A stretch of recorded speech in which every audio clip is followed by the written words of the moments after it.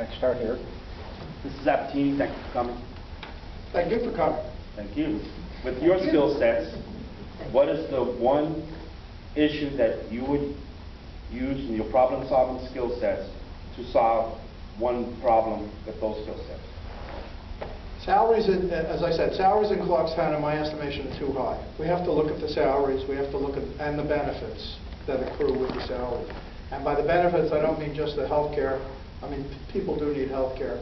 But the 29 town cars, which can't save $1 million. However, they are a stick in the eye of the voters. Everybody I talk to says, what are you going to do about the cars?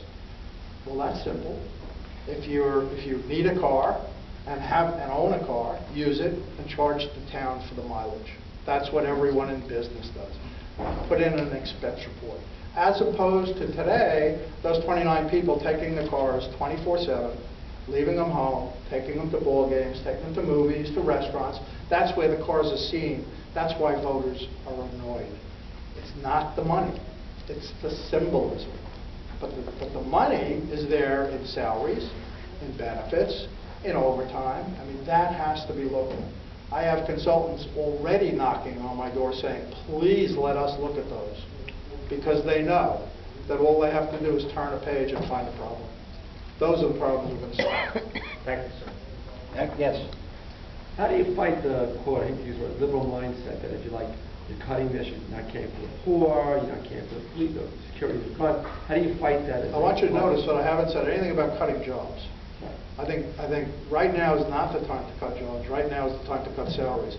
I want you to know that in 2010, it may have been 2009, the town board voted themselves a wage freeze. And they also said that there will be a limitation on sick days and there will be a limitation on vacations. The next year, and they did that specifically because they felt that the voters would be real annoyed in a recession, a downturn, to see uncontrolled spending. The following year, they changed their mind. They did away with it. They're all getting raises, 2% generally, which they feel is more than fair. I'm not sure why that's fair. I'm not sure why it can't stay in freeze, which doesn't hurt people. But when I say I want to cut 10% of salaries, I'm talking about the people making over $100,000. I'm talking about the special bargaining unit. Incidentally, the 6 people remaining in the special bargaining unit make over $150,000 each.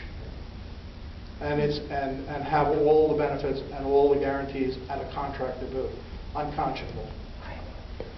The special bargaining unit, what function do they serve the town? Does the town need them? Well, let me ask you a question. What do you think the clerk of the works does? Because I have no clue. I know what they'll tell you he does. He manages building projects in the town. I can assure you, this man cannot read a blueprint. I've been told that by people who can. So if he can't read a blueprint or an architectural plan, how do you become clerk of the works? It's a different story, and we could talk about it over coffee, but it involves the most nefarious schemes you've ever heard. Clerk of the works, incidentally, is the head, nominal or not, is the head of the Conservative Party. I don't know that you know this, but you know the supervisor in Clarkstown always, in the past 3 elections, has gotten the Conservative Party line. No. The Democrat has gotten the Conservative Party line. I don't think it necessarily has anything to do with this guy working for him at a salary of $160,000. That could be coincidence. I'll leave it to you. Yes. When you get elected, are you going to need a chief of staff? Or 2. We'll volunteer. I'll do it for half. I already have volunteers for $25,000, but I know it's because they want a bigger job later. So I'll interview Barry. Thank you very much. Thank you.